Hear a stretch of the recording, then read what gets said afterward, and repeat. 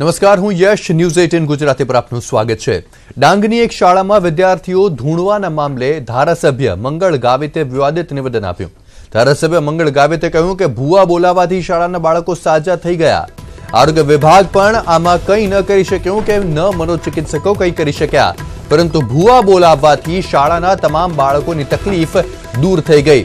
તો આંબાપાડા બાદ દગડપાડાની શાળામાં પણ વિદ્યાર્થીઓને આ જ પ્રકારની સમસ્યા સામે આવી છે, જે મામલે પણ ધારાસભ્ય મંગળ ગાવિતે કહ્યું કે આ વિદ્યાર્થીઓને પણ ભૂવાની મદદથી જ સાજા કરવામાં આવશે।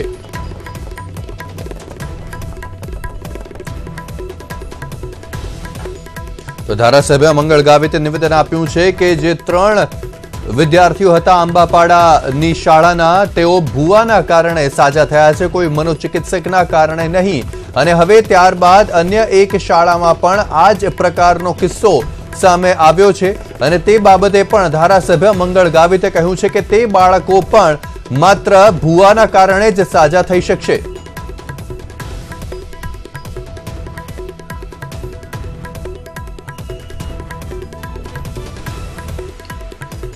તો આખરે ધારાસભ્ય મંગળ ગાવિતે શું નિવેદન આપ્યું હતું તે પણ સાંભળીએ। શાંત પડ્યા છે। જે દિવસથી ભગત ભુવાને બતાવ્યા તે દિવસથી એ લોકો શાંત પડી ગયા ને ગઈકાલે એમણે 8મા ધોરણ વાળાએ પરીક્ષા પણ આપી છે। શાંતિતાથી આખું શાળાનું જે પટાંગણ છે કે એરિયા છે હવે શાંત છે અને એ ભગત ભુવાથી એની વિધિ કરવા માટે થોડા દિવસમાં છે તો બોલાવવાના છે। બાળકો હવે શાંત પડ્યા છે। જે દિવસથી ભગત ભુવાને બતાવ્યા તે દિવસથી એ લોકો શાંત પડી ગયા ને ગઈકાલે એમણે 8મા ધોરણ વાળાએ પરીક્ષા પણ આપી છે। શાંતિતાથી આખું શાળાનું જે પટાંગણ છે કે એરિયા છે હવે શાંત છે અને એ ભગત ભુવાથી એની વિધિ કરવા માટે થોડા દિવસમાં છે તો બોલાવવાના છે। તો આ જ બાબતે હવે ચર્ચા કરીશું અને ચર્ચા કરવા માટે અમારી સાથે જોડાઈ ગયા છે ડોક્ટર કલરવ મિસ્ત્રી કે જેઓ એક મનોચિકિત્સક છે, સાથે જ દીપેનભાઈ રાવલ છે કે જેઓ એક જ્યોતિષાચાર્ય છે, અને સુનિલભાઈ ગુપ્તા કે જેઓ અમદાવાદ રેશનલિસ્ટ એસોસિએશનના પ્રમુખ છે। તેમની સાથે ચર્ચા કરીશું। સૌથી પહેલા સુનિલભાઈ, આપની પાસે આવવા માંગુ છું। સવાલ અહીંયા તે છે કે સૌથી પહેલા તો વાત સામે આવી કે બાળકોની સાથે આ પ્રકારનું અજુગતું થઈ રહ્યું છે અને તેના કારણે તેમનું વર્તન બદલાઈ રહ્યું છે। ત્યારે પણ સવાલ ઉઠ્યો હતો જ્યારે શાળાએ ભૂવાને બોલાવ્યા, પરંતુ હવે ધારાસભ્યએ પણ કહ્યું છે કે ભૂવાના કારણે આ 3 બાળકો સરખા થયા છે। અન્ય શાળામાં પણ આ જ પ્રકારના કિસ્સા સામે આવ્યા છે, તેઓ પણ ભૂવાના કારણે જ સાજા થઈ શકશે। આ વાતનો ફેલાવો કરવો કે તેનો પ્રચાર કરવો કેટલું યોગ્ય? સૌથી પહેલાં તો શિક્ષણ એ આપણા ભારતના નવજવાનો માટે પાયાના ઘડતરનું કાર્ય કરે છે। એટલે આપણે જો ભવિષ્યમાં સારા નાગરિકો પેદા કરવા હોય તો તેમના પાયાના ઘડતરમાં સાચું શિક્ષણ આપવાની જરૂર છે અને જે સાયન્ટિફિક બેઝને આધારિત હોય તેવું રેશનલ શિક્ષણ આપવાની જરૂર છે। એટલે આ ભૂવાની વિધિ અને એનાથી કોઈક બીમારી મટે એને કોઈક વૈજ્ઞાનિક સમર્થન નથી। એટલે આવી બધી પ્રક્રિયાઓ શાળાના શરૂઆતના શિક્ષણમાં આપણે જો આપીશું તો ભવિષ્યમાં એ બાળકો પાસેથી આપણે ભારતના પ્રગતિની આશા કઈ રીતે રાખી શકાય? જી જરૂરથી દીપેનભાઈ, સવાલ આપને હું એ પૂછવા માંગુ છું કે ન્યૂઝ 18 ગુજરાતી પર આ બાબતે પહેલા પણ ચર્ચા થઈ હતી, તે સમયે પણ તમે કહ્યું હતું કે આ સમય પ્રમાણે થતી પ્રક્રિયા છે અને તેના જ કારણે બાળકો આ પ્રકારનું વર્તન કરતા હોઈ શકે છે। તો પછી ભૂવાને બોલાવવા અને તેઓ જ તેનો ઇલાજ કરે તે કેટલું યોગ્ય હોઈ શકે? શું સમયના કારણે બાળકો સાજા થઈ ગયા હોય કે તેઓ જે પ્રકારનું વર્તન કરતા હોય તે બંધ થઈ ગયું હોય તેવું ન બની શકે? આ માત્ર કાગનું બેસવું અને ડાળાના પડવા જેવું ન હોઈ શકે? જરૂર, સરસ મજાનો પ્રશ્ન કર્યો છે તમે। આ પહેલા નંબર તો હું એમ જ કહીશ કે પહેલાં જે આપણે જે વાત થઈ એ પ્રમાણે એ નથી કહેતો કે એના પ્રમાણે પણ જ્યોતિષશાસ્ત્ર કે ભાઈ ધર્મગ્રંથની અંદર, વેદની અંદર, ઉપનિષદની અંદર આ બધું આદિકાળથી ચાલ્યું આવે છે। અને બીજા નંબરે કે આ જે વસ્તુ જે બની છે તો એનું મેન કારણ એક જ છે કે મંત્ર અને શક્તિનું કામ છે આ। કારણ કે સુક્તિ છે સંસ્કૃતની અંદર કે દેવાધીનમ જગત સર્વમ તે દેવા મંત્રાધીનમ મંત્રા બ્રાહ્મણાધીનમ। એટલે કે કહેવાનો મતલબ એવો છે કે આ જગત છે ને ભગવાનને આધીન છે અને ભગવાન શેને આધીન છે કે મંત્રને આધીન છે। અને મંત્ર કોને આધીન છે? તો કે જે બ્રહ્માજીના મુખમાંથી ઉત્પન્ન થયેલા જે વિષ્ણુને પ્રિય જેવા બ્રાહ્મણો જે છે એ બ્રાહ્મણના આધીન આ મંત્રો છે, અને જ્યારે બ્રાહ્મણો મંત્ર ભણે છે ત્યારે કાર્ય સિદ્ધ થાય છે. સાથે મંત્રની અંદર એટલી પણ તાકાત છે, ચંડી પાઠની અંદર જે સપ્તસતી દુર્ગા સપ્તસતીની અંદર મંત્ર આપેલો છે કે મંત્રાણામ માતૃકા દેવી શબ્દાનામ જ્ઞાન રૂપિણી જ્ઞાનાનામ ચિન્મયાતીતા શૂન્યાનામ શૂન્ય સાક્ષિણી યસ્યાહ પરતરમ નાસ્તે શેષા દુર્ગા પ્રકીર્તિતા. કહેવાનો મતલબ આ મંત્રનો અર્થ એવો છે કે મંત્રથી જ આ જગત છે અને મંત્રથી જ આ બધું કાર્ય સિદ્ધ થાય છે.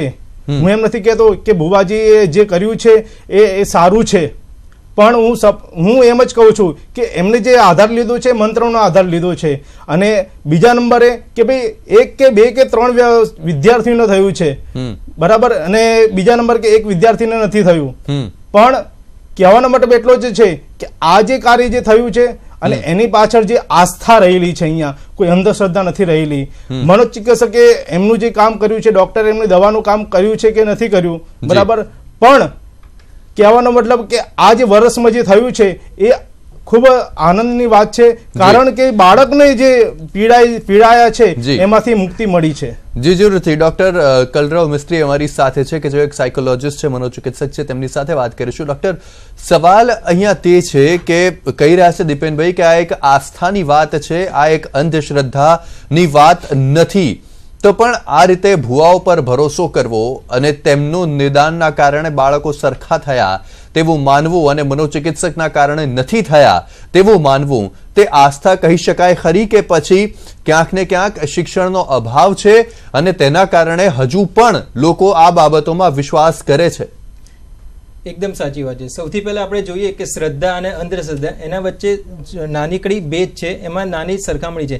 શ્રદ્ધા એટલે વિશ્વાસ, મતલબ એમાં ઠપકો, અને અંધશ્રદ્ધા મતલબ કોઈ પણ વસ્તુ એકદમ અતિરેક હોય તો તે પણ મુશ્કેલીમાં કરી શકે છે. તો વધારે પડતો જો વિશ્વાસ મૂકો તો અંધશ્રદ્ધામાં પરિવર્તે છે. તેવી જ રીતે ગુરુ અને સદગુરુનો જે ભેદ છે, તો જે પણ જે સ્ટુડન્ટ્સ હોય છે, બાળકો હોય છે, એ એમનામાં સજેસ્ટિબિલિટીની ભાવના હોય છે. મતલબ તે માતા પિતા, વડીલો, શિક્ષકો, ગુરુ જે પણ એમને કરે છે, ઓથોરિટી ફિગર કરે છે, તે જે પણ કહે છે એ સાચું જ કરે છે. એવી જ રીતે માનસિકતા તેમને નાનપણથી કેળવવામાં આવે છે. તે જ રીતે ગુરુ છે એ શું કરે છે, કોઈ પણ બંધનોમાંથી તમને મુક્તિ કરે, અને સદગુરુ શું કરે તો એ બંધનમાં રાખી મૂકે. એટલે જ આ પ્રકારના બાળકોમાં એ લોકોમાં નાનપણથી જ કેળવવામાં આવે છે કે તમે જો આમ નહીં કરો તો તમારી જોડે ખરાબ થશે, તમે આમ નહીં કરો તો તમારી જોડે પાપ થશે. તે પ્રમાણે એમના જાતમાં ડર ક્રિએટ કરવામાં આવે છે. એ ડરના તે લોકો ગેરફાયદો ઉઠાવીને એ દોરા, ધાગા, ભૂત, ભુવા કે એના સાથે ટેકન ફોર ગ્રાન્ટેડ એને બેનિફિટમાં લઈને આ બધામાંથી મુશ્કેલ. જેથી રીતે શિક્ષણમાં પણ તમારે મતલબ વિશ્વાસ અને અંધવિશ્વાસ માટેનું કેળવણી સાચવવી જોઈએ અને બાળકોને આ બધા માટે વેગમાંથી દૂર કરવા જોઈએ. જી જરૂરથી. મતલબ સુનિલભાઈ, આ તો તેવું જ થયું ને કે તમારી માનસિકતા અથવા તો તમે જે વિચારો છો તેના ઉપર આ બધું હાવી છે, તમારી વાઇબ ઉપર આ બધી જ વસ્તુઓ રહેલી છે. જેમ એક ફિલ્મમાં કહેવામાં આવ્યું છે ઓલ ઇઝ વેલ, તમે તમારા દિમાગને જો તેવું સમજાઈ દેશો કે ભાઈ હવે બધું સરખું થઈ ગયું તો બધું સરખું થઈ જશે. તો આ તો તેવું જ થયું કે ભૂવા આવી ગયા, મતલબ હવે બધું સરખું થઈ ગયું છે અને થઈ પણ જાય, એ પ્રકારનો ઘાટ ઘડાયો. એટલે આમાં આદિવાસી વિસ્તારોમાં મોટા ભાગે સાંજના સમયે દરેક જગ્યાએ આવા બધા ભુવાઓના દાખલા વાગતા હોય અને આ પ્રકારની એક અંધશ્રદ્ધાભર્યું વાતાવરણ રોજ સાંજે દરેક ગામમાં સર્જાય છે. અને ત્યાં આવી પ્રક્રિયા નાના બાળકો રોજ જુએ છે કે કોકને ભુવા આવ્યા, કોકને માતાજી આવ્યા, કોકને વળગણ થયું, કોકને ડાકણ આવી. એટલે આ ભુવાઓનો જે ખેલ રોજ રાત્રે ચાલતો હોય એ ત્યાંના ગામના લોકો બધું આ આયોજન કરતા હોય અને નાના છોકરાઓ નાનપણથી આવું બધું જોતા હોય. એટલે એમના મગજમાં, એમના બાળ માણસમાં એક આ પ્રકારની એક બીકની ભાવના, ડરની ભાવના જે કંઈ એમના બાળ માણસમાં કુતૂહલ રૂપે જે કંઈ પ્રવેશે અને એના પરિણામે એમને સ્કૂલમાં આ પ્રકારનું વર્તન થતું હોય. પણ એ તદ્દન વૈજ્ઞાનિક નથી અને એને કોઈક વૈજ્ઞાનિક આધાર નથી. અને આ પ્રકારના ભુવા આવીને કોઈ પણ જાતની મંત્ર શક્તિ દ્વારા એમને મટાડતા નથી. એ બધી વાતો બિલકુલ ખોટી છે. એને કોઈ જ વૈજ્ઞાનિક આધાર નથી, કોઈ સાયન્ટિફિક પ્રૂફ નથી એના માટે. અને આ પ્રકારના મંત્રોથી જો કંઈક ઉદ્ધાર થઈ શકતો હોય તો આપણે આટલા બધા હોસ્પિટલોને બધું ખોલવાની જરૂર નથી. ડૉક્ટરો ભણાવવા માટે 15-15, 20-20 વર્ષ ભણાવવાની જરૂર નથી. ભુવાઓને બધા હોસ્પિટલો સોંપી દઈએ, દરેક શાળાઓ ભુવાઓને સોંપી દઈએ. અને જે લોકોના પ્રતિનિધિ જેવા MLA જે છે, જે લોકોની જવાબદારી છે કે લોકોને સારું શિક્ષણ આપવું અને એમના માટે સારું જીવન એમને પૂરું પાડવું, એ માટેના પ્રયત્નો કરવા જોઈએ. જો આ લોકો જ એમને અંધશ્રદ્ધાભર્યા વાતાવરણમાં દોરી જશે તો આ દેશની પ્રગતિ ક્યાં જશે? આપણે કયા લોકોના હાથમાં આ દેશ સોંપી રહ્યા છીએ? જી જરૂરથી, તે જ સવાલ છે. દીપેનભાઈ, કદાચ આપે કહ્યું કે આ જે આખી પૃથ્વી છે તે ભગવાનના કારણે છે. ભગવાનમાં શ્રદ્ધા હોવી તે અલગ વસ્તુ છે, પણ એક ભૂવામાં શ્રદ્ધા હોવી કે ભાઈ તેઓ જ મટાડી શકશે, તે તો અંધશ્રદ્ધા જ કહેવાય ને દીપેનભાઈ? ના, હું એમ નથી કહેતો કે અંધશ્રદ્ધા હોઈ શકે. જેમ કે પાણીની અંદર માછલી જે હોય ને, એક અમુક માછલીઓ સારી હોય બરાબર, અથવા અમુક માછલીઓ વધારે પડતી ખરાબ હોય, તો એના કારણે બીજી બધી માછલીઓને ખરાબ માનવામાં આવે છે. જેમ કે ડોલ્ફિન છે પાણીની અંદર, તો એ એક સારી છે કે ભાઈ માનવતા અને આપણી જોડે એક કનેક્ટિવિટી સાથે વાત કરી શકે છે, સમજી શકે છે. અને એક બાજુ શાર્ક છે, તો એમ નથી કહી શકાતું કે ભાઈ દરેક માછલીઓ બધી ખરાબ હોય છે. હું એમ જ કહીશ કે દરેક ભૂવાઓ જે છે એ સારા નથી હોતા, અમુક જ સારા હોય છે. અને એમ નથી કહેતો કે ભાઈ એમના આશરો લઈને જ તમે ચાલો, પણ જોઈ જાણીને સમજી વિચારીને જે કાર્ય કરવામાં આવે ને એ આસ્થા છે. એટલે હું એ જ સવાલ પૂછવા માંગુ છું કે ભૂવા સિવાય બીજો કોઈ રસ્તો શું હોઈ શકે? જો આ પ્રકારની તકલીફ બાળકો વેઠી રહ્યા છે, તો ભૂવા સિવાય બીજો શું રસ્તો હોઈ શકે કે જેના કારણે આ તકલીફમાંથી તેઓ બહાર આવી શકે? દીપેનભાઈ, ભૂવા સિવાયની જે તકલીફમાંથી જે બહાર આવવું હોય ને, તો એના માટે જે છે આધ્યાત્મિક દ્રષ્ટિ છે કે ભાઈ જમીન અને એનું બળ. મેં પહેલાં જ વાત કહી હતી કે જમીનનું જે બળ જે છે, નેગેટિવિટી, જેના કારણે માનસિક રીતે શારીરિક ઉપર શરીર ઉપર અસર કરે છે, જેથી કરીને આપણા નિર્ણયો જે કે લઈએ છીએ આપણે ખોટા પડીએ છીએ.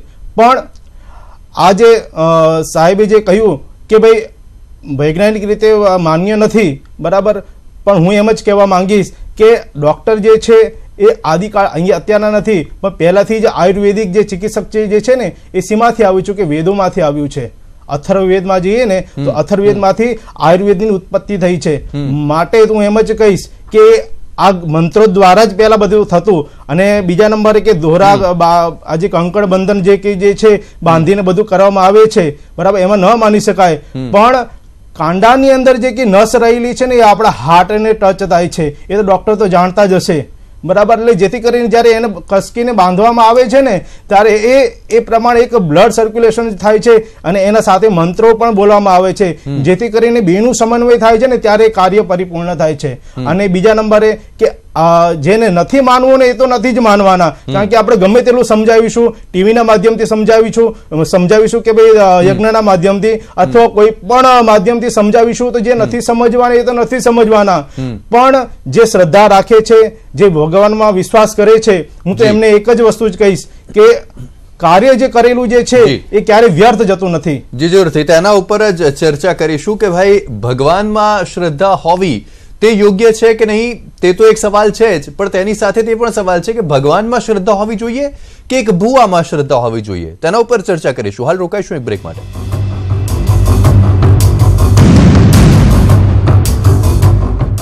બ્રેક પહેલા એક સવાલ ઉભો થયો હતો અને તે સવાલ તે હતો કે ભગવાનમાં શ્રદ્ધા હોવી કે પછી ભૂવામાં શ્રદ્ધા હોવી. તે ખૂબ જ મહત્વપૂર્ણ સવાલ છે, જેનો જવાબ સુનિલભાઈ આપણને આપશે. સુનિલભાઈ, ભગવાનમાં શ્રદ્ધા હોય છે, ઘણા લોકો ભગવાનમાં શ્રદ્ધા રાખે છે, માને છે, એ અત્યારે એક્સેપ્ટેડ છે, મતલબ એ સ્વીકારી લીધું છે લોકોએ.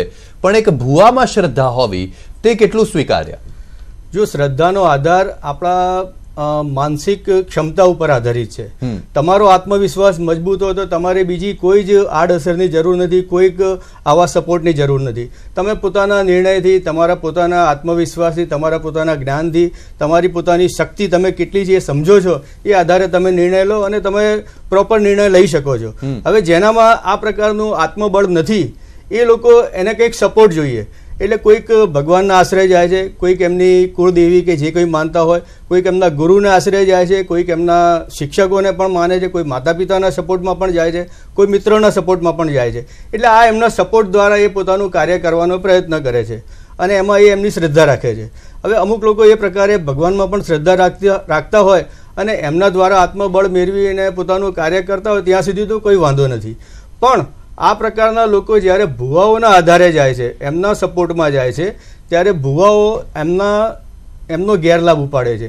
એમની અંદર જે વસ્તુ નથી એમની બીક પેદા કરે છે, એનો ડર પેદા કરે છે, એમને એમ બતાવે છે કે હું જ તમારું ભલું કરી શકીશ, હું જ તમારું આ કામ પૂરું કરાવી શકીશ, મારામાં શક્તિ છે, તમે નથી કરી શકવાના, તમારામાં એ શક્તિ આવશે પણ નહીં, અને હું મારા મંત્રો દ્વારા કે મારી સિદ્ધિઓ દ્વારા આ તમારું કામ પૂરું કરાવીશ, એવો એમનામાં ખોટો આત્મવિશ્વાસ ઊભો કરી અને તેમને ઠગવાનો પ્રયત્ન કરે છે. એટલે મારું એવું ચોક્કસ માનવું છે કે આ પ્રકારના ભુવાઓની જે પ્રક્રિયાઓ છે એ તદ્દન બંધ કરવી જોઈએ, તદ્દન ગેરકાયદેસર હોવી જોઈએ, અને આપણા સરકારે તો આવો કાયદો પ્રસાર કરીને આ પ્રકારની ખોટી પ્રેક્ટિસ કરનારા લોકોને તદ્દન બંધ કરવા જોઈએ, અને કરતા હોય તો એની ઉપર સખત પગલાં લેવા જોઈએ. કારણ કે હવે આપણા સમાજમાં આ પ્રકારની ઘટનાઓ ખૂબ જ બનતી થઈ છે. એમાં રેપથી લઈને લોકોના પૈસા પડાવવાથી લઈને અને લોકોની જાનમાલ સુધીનો ભય છે, એ પ્રકારના ઘણા કાર્યો થાય છે, વારંવાર અખબારોમાં અને જાહેર ખબરોમાં જોવા મળે છે. એટલે હવે આ પ્રક્રિયાઓ તરત અટકાવવી જોઈએ, સરકારે તદ્દન વહેલી તકે આ પગલાં લેવા જોઈએ. હવે જરૂરથી ડોક્ટર કલરવ આપની પાસે આવવા માંગુ છું, અને જે સવાલ મેં દીપેનભાઈને પૂછ્યો હતો કે ભાઈ ભૂવા નહીં તો પછી એના સિવાય રસ્તો શું બાળકોની આ પીડામાંથી તેમને બહાર કાઢવા માટેનો, એ જ સવાલ તમને પૂછવા માંગુ છું. કયો રસ્તો હોઈ શકે? શું કાઉન્સેલિંગ રસ્તો હોઈ શકે બાળકોને જો આ પ્રકારની તેમને તકલીફો થતી હોય તો તેમાંથી બહાર કાઢવાનો? સૌથી પહેલા એક વસ્તુ કે કોઈ પણ આ 3 બાળકો હતા એ આ પ્રકારનું વર્તન કેમ કરે છે, વર્તન રોકવાનું એ પરમેનન્ટ સોલ્યુશન નથી, પણ વર્તન કેમ કરે છે એના જડમૂળમાંથી એ બીમારીનું કારણ જાણવા માટેનું છે. આમાં હોઈ શકે કે બાળક કંઈ ના કંઈ એ સ્ટ્રેસમાં હોય, કોઈ ડર હોય, કોઈ ગભરામણ બેચેની થતી હોય, અથવા તો કોઈ મુશ્કેલીમાં હોય. એ મુશ્કેલી દૂર કરવા માટે ટેમ્પરરી જો કોઈનો સહારો નથી મળી શકતો તે તરત એની માનસિક સ્વાસ્થ્ય ઉપર અસર કરે છે અને આ પ્રકારના વર્તનો કરે છે. હવે આ પ્રકારના વર્તન કરતો હોય તો તમારી જવાબદારી છે કે એને કઈ પ્રકારનું ટેન્શન છે એ દૂર કરવા માટે તમારે શિક્ષકો, વડીલો, માતા પિતા કે એને શાંતિથી સાંભળવું જોઈએ, એને હૂંફ આપવી જોઈએ, એને સલાહ સચવાડીથી એમાંથી બહાર કાઢવું જોઈએ, નહીં કે આ પ્રકારની અંદર વિશ્વાસના ઉપર ભૂવા કે દોરા ધાગા બતાવીને પછી એના ઉપર આપણને વેગ આપવો જોઈએ. આનાથી પરિસ્થિતિ વણસી શકે છે, બાળકની માનસિક સ્વાસ્થ્ય ઉપર છેડખાની કરવા જેવું છે. તો એ જ પ્રમાણે શિક્ષણ મંત્રીમાં પણ આપણે શ્રદ્ધા અંધશ્રદ્ધા શું છે, માનસિક સ્વાસ્થ્ય શું છે એના ઉપર કાર્ય કરવું જોઈએ. અને કોઈ પણ પ્રકારે ગુજરાત ગવર્મેન્ટે પણ આ જે પણ પ્રકારના જે ડોંગી છે, ભૂવા દોરા છે એના ઉપર લીગલ એક્શન લેવાનું ચાલુ કરવું જોઈએ, જેથી કરીને બાળકના માનસિક સ્વાસ્થ્ય ઉપર અસર ના થાય. જી જરૂરથી. દીપેનભાઈ, સવાલ અહીંયાથી છે કે શું ભૂવા જે હોય છે તેઓ પ્રયાસ કરે છે કે બાળકોને આખરે આ પ્રકારની તકલીફ થાય છે કેમ તે જાણવાનો, કે પછી તેવું માની લે છે કે ડિસેમ્બર મહિનો છે, જાન્યુઆરી મહિનો છે એટલે ડુંગર દેવતા આવવાના જ છે, નવું થવાનું જ છે? ના, એવું જરૂરી નથી. ભુવાઓ જે કરે જે છે એ મંત્રોને આધીન કરે છે. એમની પાસે એક સાધના કરેલી હોય છે, સિદ્ધ કરેલી હોય છે કે જે એમની એનર્જીથી, કોસ્મિક પાવર જે છે, એનર્જી જે છે જે આપણને કોઈ દેખાતી નથી. જે વિદ્યુત તરંગો હોય ને, હા, વાયરમાંથી જે વિદ્યુત તરંગ જતા હોય ને તો એ વાયરને તમે અડો તો તમને શોર્ટ લાગે પણ તમને દેખાય નહીં. પવન તમને અહેસાસ આવે કે ભાઈ ઠંડો પવન લાગ્યો મને, પણ એનો આપણે જોઈ નથી શકતા. એટલે આ જે વસ્તુ જે થઈ રહી છે એ આધ્યાત્મિક દ્રષ્ટિએ અને ધર્મશાસ્ત્રના અનુસાર, વેદોના પુરાણોના અનુસાર જો કહીશ કે એ જે મંત્રના આધારે એ આ કાર્ય થાય છે, અને એ થકી જ એવું નથી કે બધા જ ભુવાઓ સારા જ છે, પણ 1-2 સારા હોઈ શકે છે જેથી એ બધાનું સારું કરી શકે છે. હું તો દર્શકોને એમ જ કહીશ કે તમે જાણો, જુઓ, વિચારો અને પછી જ એનો સ્વીકાર કરો, અને એ પછી જ જો તમને ફળ ન મળે ને તો એ સમજી લેવું કે એ ખોટું ધતિંગ કરી રહ્યા છે. પણ શાસ્ત્ર સંમત છે કે જ્યારે વાલ્મીકી લૂંટારો તો ડાકુ હતો ને ત્યારે એ ફક્ત બીજાને લૂંટવાનું જ કામ કરતો, પણ જ્યારે નારદજીએ કીધું કે તમે મારા શબ્દનો ઉચ્ચાર કરો, એનો જપ કરો તો તમારા બધા જ જે કંઈ પાપ જે છે બધું ધોવાઈ જશે અને તમે તમારા દેવત્વને તમે પ્રાપ્ત થશો. ત્યારે એ મરામથી રામ રામ શબ્દ ઉચ્ચાર થયો અને એમાંથી એ ડાકુ વાલ્મીકી ઋષિ બન્યા. અને એ વાલ્મીકી ઋષિ બન્યા અને પછી એમને રામાયણ લખ્યું. અને એ રામાયણ જે છે ને એ રામાયણ જ્યારે રામચંદ્રજી ભગવાન જન્મ થયો અને એ પછી જ્યારે વનવાસમાં ગયા ને ત્યારે એ લાઈવ લખવામાં આવ્યું હતું, એમના દ્વારા જ લખવામાં આવ્યું. અને બીજા નંબર એમ કહીએ કે શાસ્ત્રની અંદર તુલસીકૃત રામાયણ જે છે એ એમના જન્મ પછી ઘણા વર્ષો પછી એ લખવામાં આવ્યું. એટલે કહેવાનો મતલબ કે મંત્રની અંદર એવી તાકાત છે ને કે તમે કંઈ પણ કાર્ય કરી શકો છો. એના દ્વારા બુદ્ધિ શક્તિ સ્ટ્રોંગ બને છે, અને બુદ્ધિ શક્તિ સ્ટ્રોંગ બને છે ત્યારે આપણા આરોગ્યની અંદર સુધારા થાય છે. મહામૃત્યુંજયના મંત્રના જપ કરવાથી એ આપણા દરેક આરોગ્યમાંથી સુધારા આપણને પ્રાપ્ત થાય છે. જી જરૂરથી દીપેનભાઈ આપનો, સુનિલભાઈ આપનો, ડોક્ટર કલરવ આપનો અમારી સાથે જોડાવા બદલ ખૂબ ખૂબ આભાર. પરંતુ અહીંયા હવે સવાલ તે જ થાય છે કે બાળકો સાજા તો થઈ ગયા, પણ સવાલ તે છે કે તેઓ સાજા થયા કેવી રીતે? શું ભૂવાના કારણે સાજા થયા કે સમયના કારણે સાજા થયા? કેવી રીતે સાજા થયા તે પહેલો સવાલ છે. અને બીજો સવાલ તે પણ છે કે એક ધારાસભ્ય જે ફેલાવો કરે, પ્રચાર કરે તે વાતનો કે આ બાળકો ભૂવાના કારણે જ સાજા થયા છે, તે કેટલું યોગ્ય? શું આવું હોવું જોઈએ ખરું જ્યારે આપણે હવે એક સ્માર્ટ ઇન્ડિયા તરફ આગળ વધી રહ્યા છે? તે બે સવાલો સાથે આ ચર્ચાને અહીંયા જ સમાપ્ત કરીશું.